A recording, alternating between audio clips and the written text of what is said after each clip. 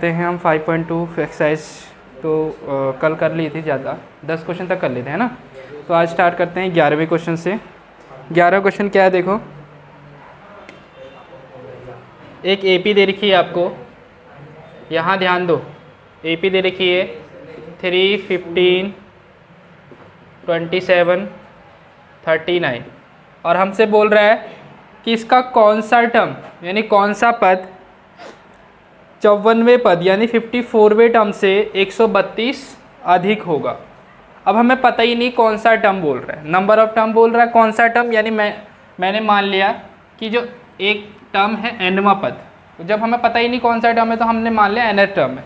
तो कौन सा टर्म यानी an टर्म कितने पद से 54 वाले टर्म से कितना ज़्यादा है, कह रहा है वो 132। कि कौन सा टर्म इसके 54 वाले टर्म से कितना ज़्यादा होगा, 132 ज़्यादा होगा। कौन सा यानी विच टर्म की बात करना, हमें पता ही नहीं है कौन सा वाला टर्म है, देन हम उसको क्या लेट कर लेंगे, nवां पद यानी nth टर्म बोल देंगे। तो an की वैल्यू हम जानते क्या होती, ज़रा बताओ तो, a plus n minus 1 into D. बात समझ गए। और a54 को क्या लिख सकते हैं हम, a प्लस 53d प्लस ये हो गया आपका। बात समझ गए। ये a से a कैंसिल हो जाएगा क्योंकि ये प्लस का है, यहाँ आके माइनस हो जाएगा तो ये कट जाएगा इससे, है ना। अब देखो जरा, अब जो वैल्यू है जिसकी उसकी वैल्यू रखो। यहाँ से आपको पता है AP से a आपके पास 3 है, d कितना है 15 माइनस 3 यानी 12, d 12 है। तो a तो वैल्यू है नहीं अपने पास, देन तो क्योंकि कट गया वो। n आपको निकालने कौन से नंबर का टर्म, d आपके पास कितना है 12 है, देन 12 रख दो यहाँ पर 53 इंटू 12, ठीक है। और प्लस कितना हो जाएगा 132 हो जाएगा। अब एक काम करो जरा, देखो थोड़ा सा हम मल्टीप्लाई ना करके एक काम करते हैं, 12 कॉमन ले लेते हैं इसमें से, दोनों में से। क्या कॉमन ले लो, क्योंकि 12 कॉमन आ रहा है। देखो कैसे, देखो 12 भी लिख लिया मैंने, कॉमन का मतलब है दोनों में 12 का डिवाइड जा रहा है। अगर इसमें 12 का डिवाइड देंगे तो 12 कट जाएगा, कितना बचेगा 53। और जब इसमें 12 का डिवाइड देंगे तो 12 बन जा 12, 12 बन जा 12। बात समझ गए नहीं समझ गए। अब उसके बाद यहाँ देखो ये 12 मल्टीप्लाई में है, ये भी मल्टीप्लाई में है, इसके अपॉन में जाएगा, देन ये क्या हो जाएगा, कट जाएगा, कोई दिक्कत। क्या बचा n माइनस 1 इक्वल्स टू, इन दोनों को प्लस कर दो, 64 आ गया आपका, ठीक है। और ये n इधर चला जाएगा तो क्या बन जाएगा, मतलब 1 माइनस का तो प्लस चला हो जाएगा, तो क्या हो जाएगा 65 यानी माइनस का 1 यहाँ जुड़ जाएगा तो प्लस हो जाएगा। तो इसका मतलब है कि इस AP का 65 वाला जो टर्म होगा वो उसके 54 वाले टर्म से कितना ज़्यादा होगा, 132 ज़्यादा होगा। बात समझ गए ना, कि इसका जो 65वां पद होगा वो इसके 54वें पद यानी 54वें टर्म से 132 ज़्यादा होगा। बात समझ गए ना। ओके, इसको करो।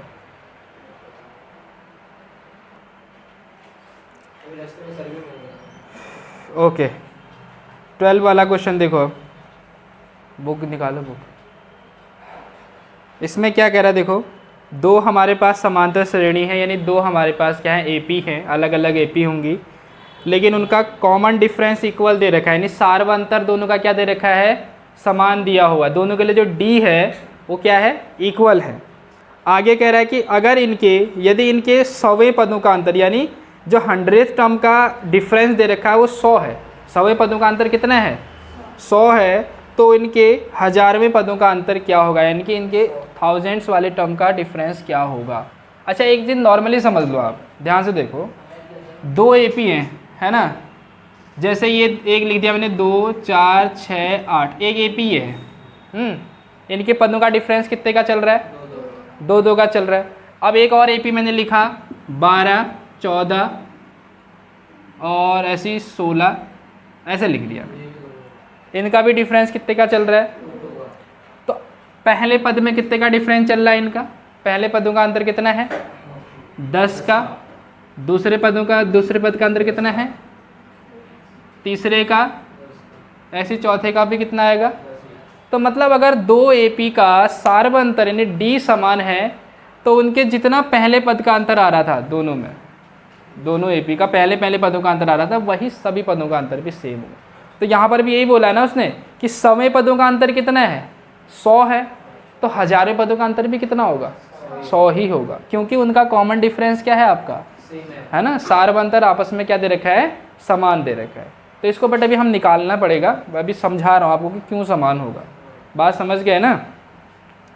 तो इसके लिए सबसे फर्स्ट क्या है, अकॉर्डिंग टू क्वेश्चन हमको दे रखा है कि भैया दो AP हैं, तो AP के लिए दोनों के लिए जो पहला वाला टर्म होगा दोनों के लिए अलग अलग होगा, दूसरा वाला टर्म भी दोनों के लिए क्या होगा, अलग अलग होगा। तो इसका मतलब है कि अगर मैं फर्स्ट वाले की बात करूँ, कितने पदों का अंतर बोला, 1000 में पदों का नहीं, 100 पदों का अंतर बोला है ना।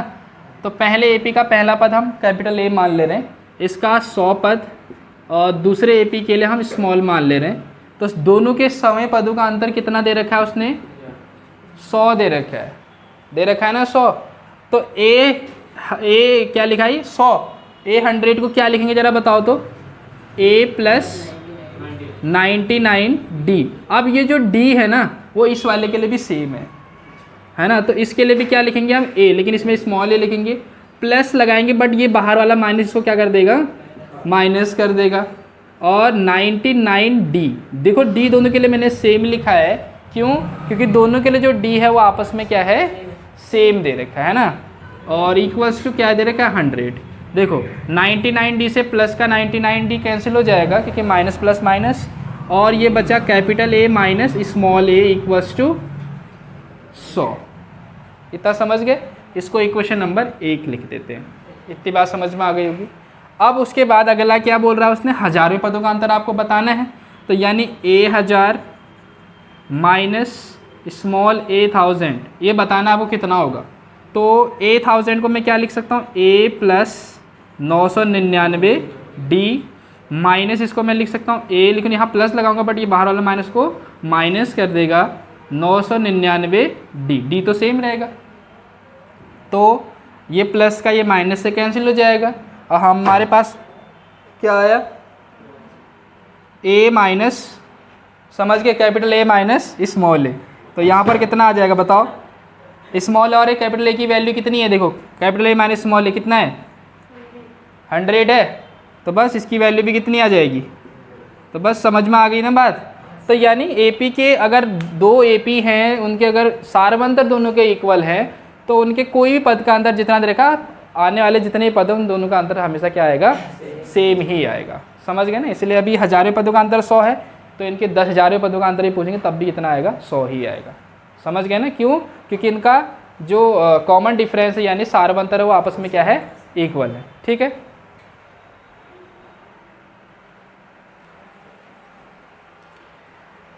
ओके यहाँ देखो 13 वाला क्वेश्चन। अब 3 अंकों वाली कितनी संख्या 7 से विभाजित हैं बोल रहा है। ठीक है, 3 अंकों की संख्या कहाँ से स्टार्ट होती है, 3 डिजिट की नंबर कहाँ से स्टार्ट होती है, 100 से, है ना। तो अब 100 से लेकर लास्ट कहाँ तक होंगे, 999 तक, है ना। 100 से लेकर 3 डिजिट की स्टार्ट कहाँ से होंगे, 100 से लेकर कहाँ तक होंगे सब, यहाँ तक होंगे 3 डिजिट। अब इनमें 7 से डिविजिबल यानी 7 से विभाजित होने वाले कितने नंबर हैं ये पूछ रहा है, नंबर पूछ रहा है n। तो 100 तो नहीं है, 101 नहीं है, 102 नहीं है, है ना। कितना है फिर, 103 भी नहीं, 104 भी नहीं है, 105 है या नहीं, 7 एकम 7, हाँ ठीक है। तो 105 ये आ गया पहला वाला टर्म। उसके बाद 7 और जोड़ दो, इसमें कितना आ जाएगा, 112, यही तो होगा। तो उसके बाद देखो लास्ट वाला कितना आएगा, 994, ये लास्ट वाला टर्म होगा जो 7 से डिविजिबल होगा, इससे के बाद वाला नहीं है। तो अब इसमें n पूछ रहा है हमसे, क्योंकि कितने नंबर है n ही तो पूछ रहा है। तो यहाँ पर a की वैल्यू कितनी है, 105, d आपके पास 112 माइनस 105 यानी 7। लास्ट वाला टर्म जो an के इक्वल भी कह सकते हो वो 994 दे रखा है, और यहाँ पर हमको कितने नंबर हैं यानी n पूछ रहा है। तो n वाला फॉर्मूला या l वाला फॉर्मूला हम जानते हैं क्या होता है, a plus n minus 1 into D. l यानी लास्ट वाला टर्म 994 दे रखा है, a आपके पास 105 है, n माइनस 1 इंटू डी 7 है। तो ये 994 माइनस 105 इधर आ जाएगा, है ना, और ये n-1 इंटू 7, ये इससे काट दो, कितना सॉरी माइनस कर दो, कितना आ जाएगा ये 9 ये हो गया, और ये 8 हो गया, और ये भी 8 हो गया, है ना, समझ गए। उसके बाद ये n-1 इंटू 7, अब 7 से इसको क्या कर दो, डिवाइड कर दो।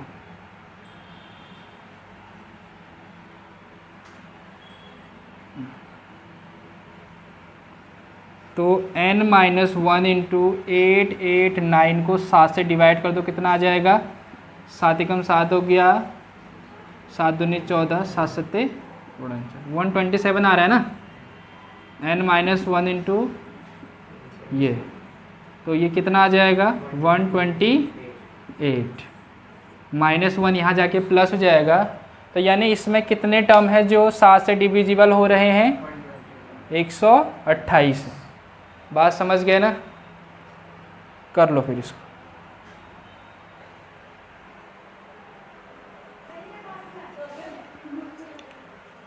ओके 14 वाला क्वेश्चन भी कुछ इसी टाइप का है, बस थोड़ा सा चेंज है।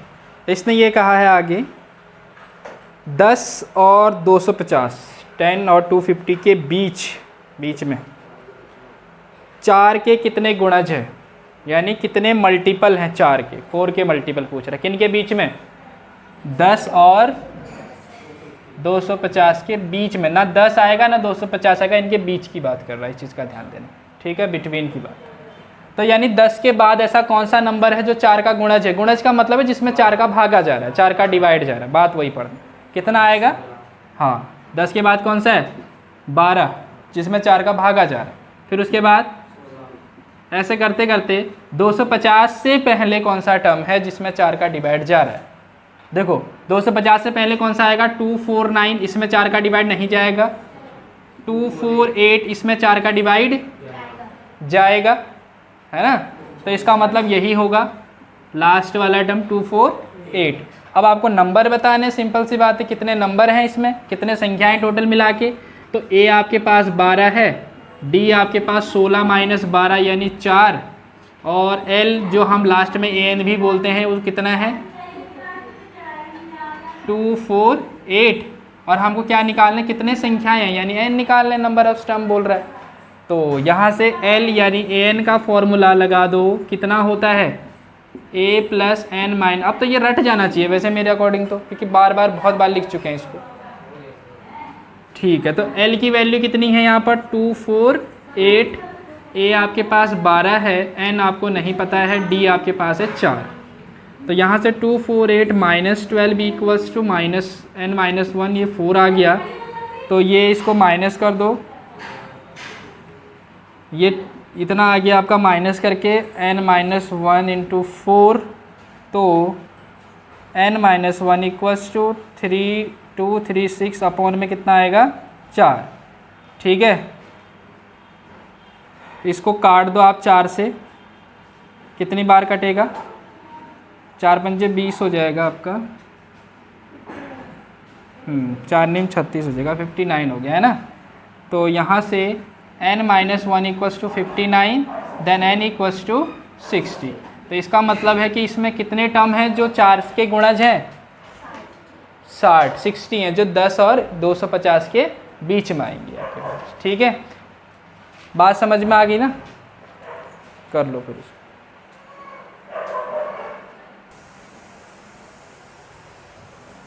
ओके 15 वाला क्वेश्चन क्या कह रहे देखो, n के किस मान के लिए, n के किस मान के लिए दोनों समांतर श्रेणी के लिए nवें पद बराबर होंगे। nवें पद आपको पता है n टर्म क्या होता है an, ये आपस में इक्वल होने चाहिए, कह रहा है किस, ऐसा कौन सा टर्म होगा यानी कौन से नंबर का टर्म होगा जिसके लिए ये दोनों किस जो दोनों AP दे रखे हैं उनका एक पद क्या आएगा, इक्वल आएगा, ऐसा कौन सा नंबर का टर्म होगा जो इक्वल होगा दोनों के लिए, ये पूछ रहा है हमसे। तो एक AP आपको दे रखी है, सबसे फर्स्ट AP1 कह दो इसको, जो दे रखा है आपको 63 65 एंड 67, ऐसे करके चलता रहेगा। और जो दूसरी AP दे रखी है AP, चलो इधर ही लिख देता हूँ, फिर इधर लिख लेता हूँ, AP2 जो है वो आपको दे रखी कितनी 3, 10, 17 ऐसे करके चलता है। तो कह रहा है ऐसा कौन सा नंबर का टर्म आएगा, कौन से नंबर का टर्म होगा जो दोनों एपी के लिए आपस में क्या होगा, इक्वल होगा। ये तो पूछ रहा है कि n के किस मान के लिए दोनों के nवें पद आपस में बराबर होंगे। ये तो पूछ रहा है ना, यहाँ पर देखो n के किस मान के लिए दोनों समांतर श्रेणी के nवें पद आपस में होंगे बराबर, किस मान के लिए होंगे कह रहा है। तो हमें पता ही नहीं कौन से नंबर का टर्म है वो, तो उसके लिए सबसे पहले तो a1, अब पहला AP है तो a1 कहना पड़ेगा उसके लिए। तो इसके लिए आ जाएगा 63, D2 है ना, सॉरी D1, ये तो एक ही है। D1 कितना है 65 माइनस 63 कितना आया 2, भाई इतना ही है इसमें, है ना। इस वाले में देखो दूसरे वाले AP में A2 कितना है 3 है और D2 कितना है 10 माइनस 3 यानी 7 है बस। अब कह रहा है कि nवें पद इनके लिए आपस में क्या है, बराबर है, यानी इस वाले के लिए जो an होगा वो दूसरे वाले के an के बराबर होगा, होगा नहीं होगा, दोनों आपस में बराबर कर रहे हैं ना nवें पद इसके लिए अकॉर्डिंग टू क्वेश्चन। तो इसको मैं an वाले को क्या लिख सकता हूँ जरा बताओ तो, a1n1 लिख दो, a2n लिख दो, ज़्यादा अच्छा रहेगा, nवें पद आपस में बराबर हैं कह रहा है। तो ये an वाले के क्या फॉर्मूला होता है, a1 प्लस, हाँ कौन सा वाला ये a2n ही तो है, मतलब दूसरे AP के लिए है ना वो nवा पद, लेकिन आपस में बराबर दे रखा है। a1 plus n minus 1 into D1 first वाले के लिए equal a2 plus n minus 1 into D2। देखो n इक्वल होगा दोनों के लिए, है ना, पद बोल रहा है ना कौन से नंबर का था, n इक्वल, बाकी सब अलग अलग हो जाएंगे क्योंकि AP के लिए अलग अलग वैल्यू। a1 कितना है आपके पास 63, n नहीं मालूम, D1 कितना है 2, a2 आपके पास है 3, n माइनस D2 कितना है 7 है। इतना तो समझ में आ गया होगा। अब एक काम करो ज़रा, ये n वालों को इधर साइड लिख लो और बाकी को उधर साइड, आपकी मर्जी, आगे पीछे कहीं भी लिख लो। n माइनस 1 ये आपके पास 2 है, चलो इधर लिखो 2, कहीं भी लिख लो, गुणा में है वो, इसको इधर साइड लिख लो माइनस का 7 और n माइनस 1 मल्टीप्लाई में था ना पूरा, इधर लिख लिया मैंने।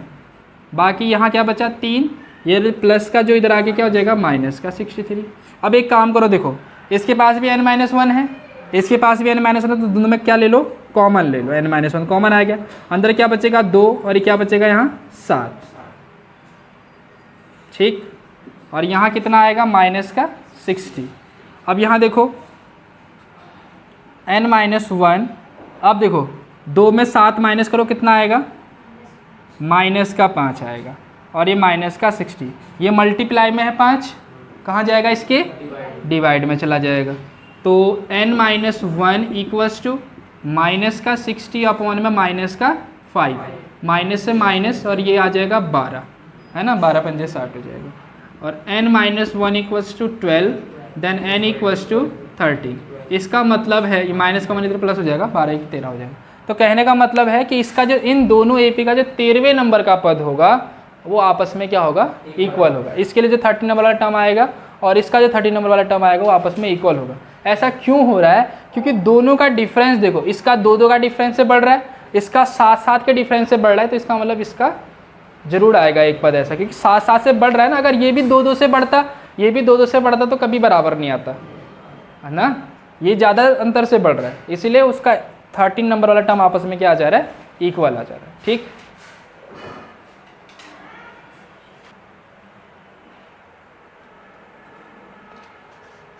सिक्सटीन वाला क्वेश्चन देखो, इसका AP हमको पता करनी है, वह AP ज्ञात कीजिए कह रहा है। AP आपको पता करनी है जिसका तीसरा पद 16 है, यानी थर्ड वाला टर्म कितना दे रखा है, जो दे रखा है लिखते जाओ ऐसे करके। A3 दे रखा है आपको 60, और तीसरे टर्म को मैं क्या लिख सकता हूँ, A प्लस 2D, ये हो गया। आगे पढ़ो, और इसका जो सातवां पद है, ठीक है, यानी 7th वाला टर्म है, वो 5वें पद से 12 जाता है ना, जो यानी इसको मैं इक्वेशन अभी 1 लेके चल रहा हूँ, है ना, जो इसका 7 वाला पद है, यानी जो A7 है वो इसके 5वें वाले टर्म से कितना ज़्यादा है, 12 ज़्यादा है ना, फिफ्थ वाले टर्म से 12 ज़्यादा है। तो आपको ये पता है किसी भी AP को पता करने के लिए आपके पास कितने चीज़ों की आवश्यकता पड़ती है? A और D। बहुत बढ़िया, दो चीज़ों की आवश्यकता पड़ती है, A पता होना चाहिए और D पता होना चाहिए, देन AP पूरी निकल जाएगी आपकी। तो अभी हमको एक इक्वेशन ये मिल गई, तो इन्हीं को इक्वेशन को सॉल्व करके हमको क्या बनाना है, A और D पता करना है। तो A7 को हम क्या लिख सकते ज़रा बताओ तो? A प्लस 6D लिख सकते हैं। A5 को A प्लस 4D इक्वल तो मिलेगा प्लस 12। A से A चला जाएगा क्योंकि प्लस का इधर आके माइनस हो जाएगा। 6D ये प्लस का 4 यहाँ आ जाएगा, माइनस का 4D, और 6 में 4 माइनस करेंगे तो 2, और 2 से ये कट जाएगा 6 बार में, तो यानी D आपके पास कितना आ गया? अब D 6 आ गया तो समीकरण 1 में मान रखने पर, है ना, यानी फ्रॉम इक्वेशन 1। अब इस 1 में हम D की वैल्यू रख देंगे तो A की वैल्यू मिल जाएगी। A प्लस 2 इंटू D की वैल्यू 6 इक्वल्स टू 16 है, क्या है 16 बन जाए तो A प्लस ये 12 आ जाएगा, ये 16 हो जाएगा। A इक्वल्स टू 16 माइनस 12, यानी A आपके पास कितना आ जाएगा? 4 आ जाएगा। अब A आपको मिल चुका है, D आपको मिल चुका है, तो AP तो पता ही लग जाना है आपको। अब डायरेक्ट लगना नहीं लगना पता बताओ? क्योंकि देखो डिफरेंस कितने का चल रहा है? 6 का चल रहा है। पहला वाला टर्म आपके पास मिल गया 4, 6 और बढ़ रहा है, 6 का डिफरेंस चल रहा है, तो दूसरा कितना होगा? 10। अगला कितना होगा बताओ? 16, फिर 18 होगा, 22, अरे 22 होगा भाई, 6 का अंतर चल रहा है, समझ गए?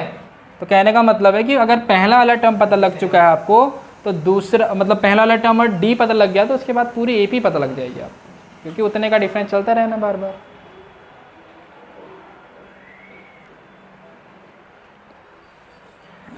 ओके, इसका 17 वाला क्वेश्चन देखो।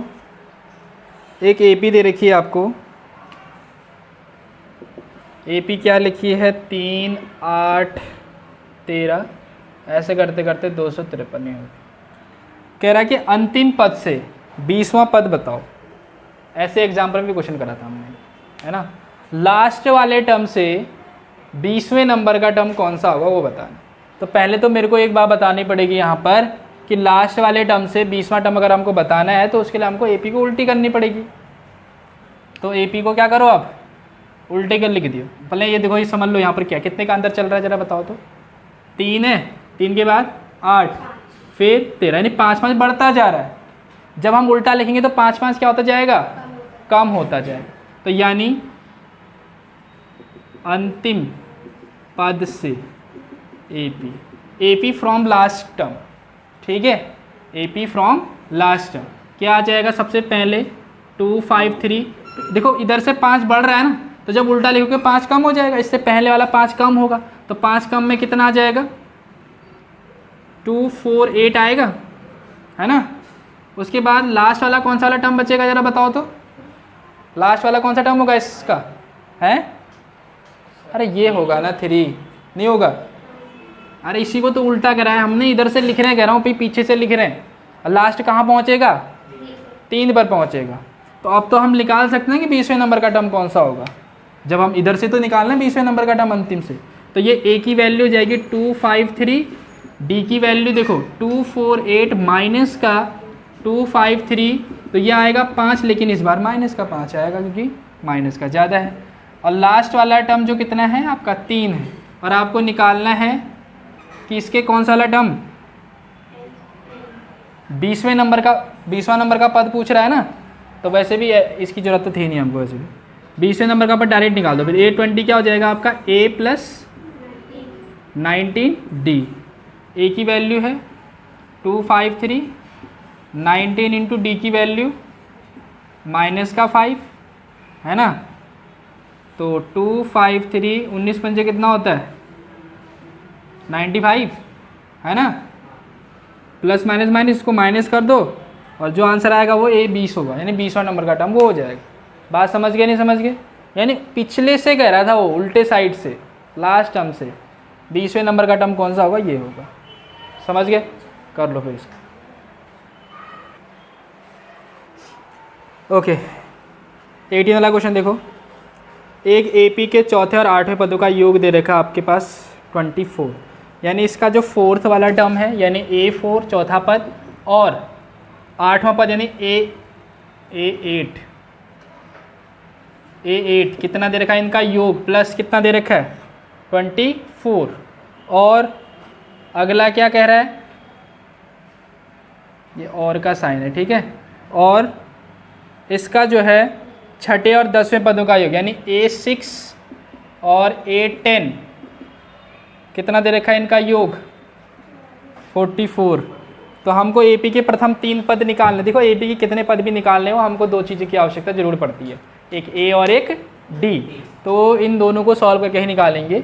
A4 को मैं लिख सकता हूँ A प्लस 3D, A8 को लिख सकता हूँ A प्लस ये 24, A और A 2A 3 और 7 कितना होगा 10 हो गया।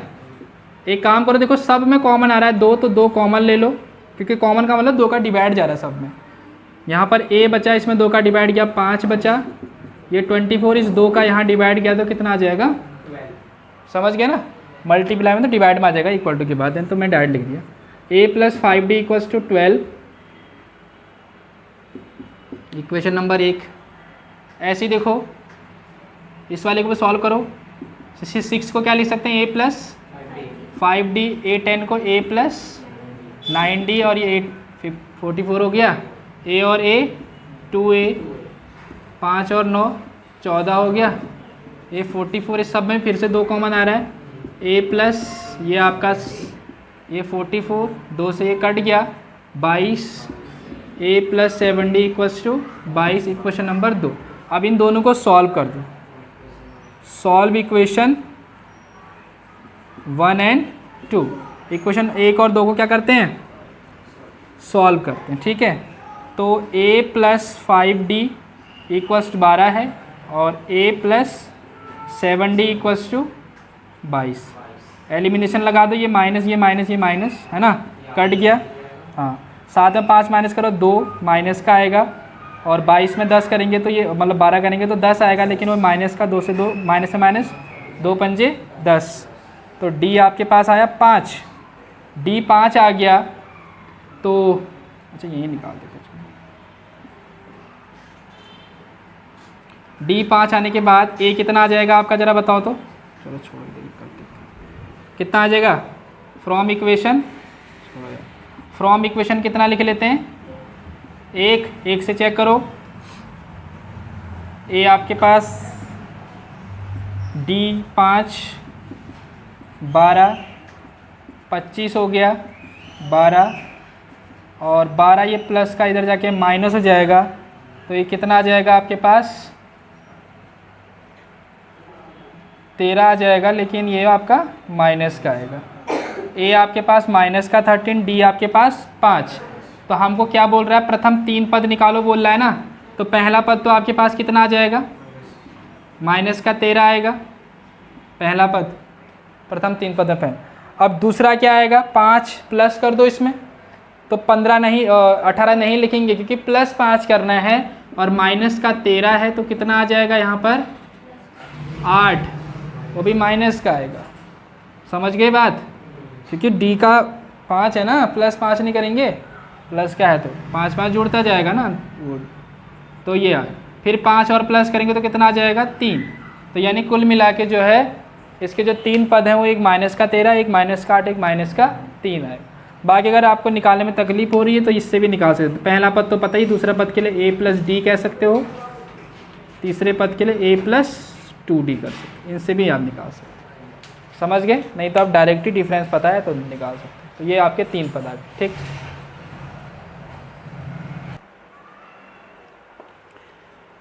ओके 19 वाला क्वेश्चन देखो, सुब्बा राव एक व्यक्ति हैं, काफ़ी बेहतरीन नाम है सुब्बा राव।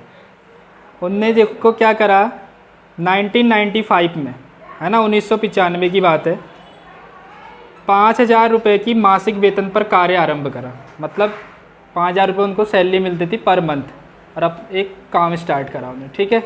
और हर वर्ष जो है 200 रुपये की वृद्धि होती थी उनके वेतन में, यानी 200 रुपये का इंक्रीमेंट लगता था।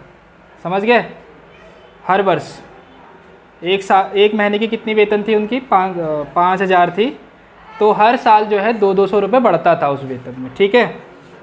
और किस वर्ष उनका जो वेतन है वो 7,000 रुपये हो जाएगा। हमें पता ही नहीं कौन से नंबर में वर्ष है, तो हमें ये पता है कि भाई कौन से नंबर का वर्ष। तो क्या पूछा है, एन पूछा है हमसे, है ना।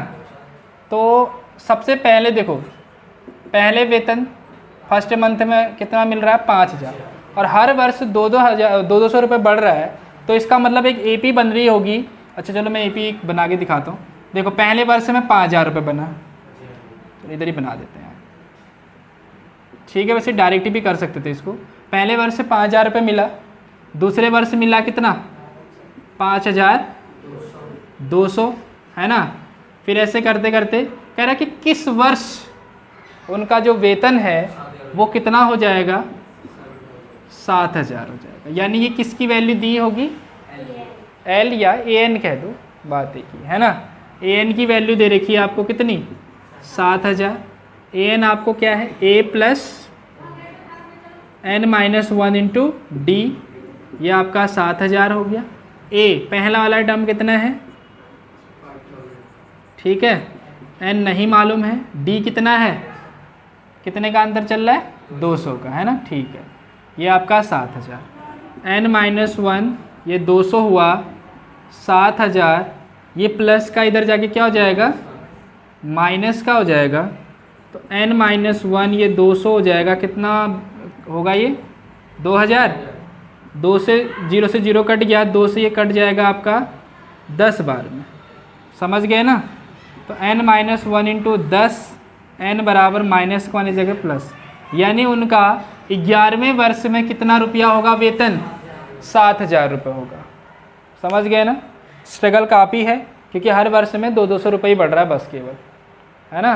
बाद भी ऐसा 1995 के तब तो महंगाई भी नहीं थी वैसे, है ना, तो हो जाता होगा इससे काम। ओके, आज का अंतिम क्वेश्चन और इस एक्सरसाइज का भी अंतिम क्वेश्चन, 20वां क्वेश्चन। एक रामकली है, ठीक है, तो वो भी बचत ही कर रही है इस प्रकार से। कैसे कर रही है, देखो, रामकली ने किसी वर्ष के प्रथम सप्ताह में 50 रुपये की बचत करी। 5 रुपये, 50 है, 50, इसमें 50 लिखा है यार, 5 लिखा है, अच्छा। और उसके बाद आगे क्या लिखा है, 1.75 बचा रखा, इसमें 50 लिखा है उसने। चलो जो भी है, फिर लास्ट में कितना बचा रखा है देखो तो, अच्छा पॉइंट में फ़र्क दे रखा है, ठीक है। चलो यही वाला करते हैं फिर। चलो, रामकली ने किसी सप्ताह में 5 रुपये बचत करी, ठीक है, 5 रुपये बचाती है हर सप्ताह, और प्रत्येक सप्ताह में जो बचत में बढ़ोतरी करती है वो कितनी बढ़ाती है, 1.75 रुपये बढ़ाती है। और यदि nवें सप्ताह में उसकी बचत, nवें सप्ताह का मतलब है पता नहीं कौन सा सप्ताह है ना, an की वैल्यू है, तो nवें सप्ताह में उसकी बचत 20.75 हो जाती है, तो हमको बताना है n का मान। तो यहाँ देखो ज़रा, पहले सप्ताह में 5 रुपये बढ़ाती है, यानी AP लिख लेते हैं, पहले सप्ताह में 5 रुपये बचाती है, फिर कितने की बढ़ोतरी हो रही है, 1.75, यानी अगले में बढ़ा रही होगी 6.75 रुपये, समझ गए ना। अरे 5 में कितना जुड़ जाएगा, अगर आपको AP नहीं बनानी है ना, तो सिंपल सी बात है, जो पहले बचा रही है उसको A लिख लेने, और जो बढ़ रहा है वो D हो जाएगा आपका डायरेक्ट। बात समझ रहे हो, वही चीज़ है। और कह रहा है कि nवें सप्ताह में, यानी AN लास्ट, AN में कितना बचा रही है वो, 20.75 रुपये बचा रही है।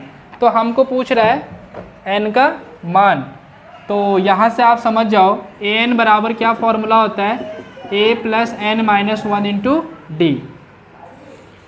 an आपके पास है 20.75, a आपके पास कितना है 5, n नहीं मालूम है, d आपके पास कितना है, हाँ वही कितने का डिफरेंस चल रहा है, 1.75 का।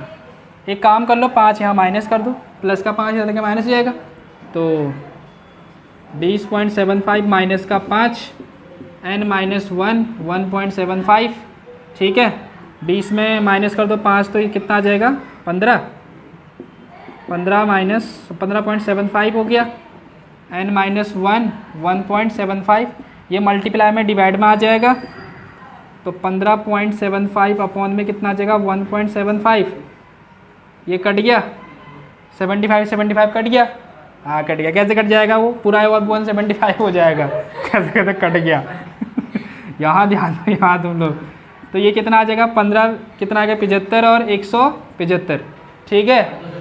तो कितने से कटेगा ये, इसको ज़रा डिवाइड, चलो 5 से काटो, लंबा पड़ रहा है ना, एक एक करके काटो, फिर 5 या 15 हो जाएगा, और कितना हो जाएगा ये 5 पंजे 25, फिर 5 या 15 हो गया, और 5 एकम 5 5 पंजे 25, ठीक हो गया।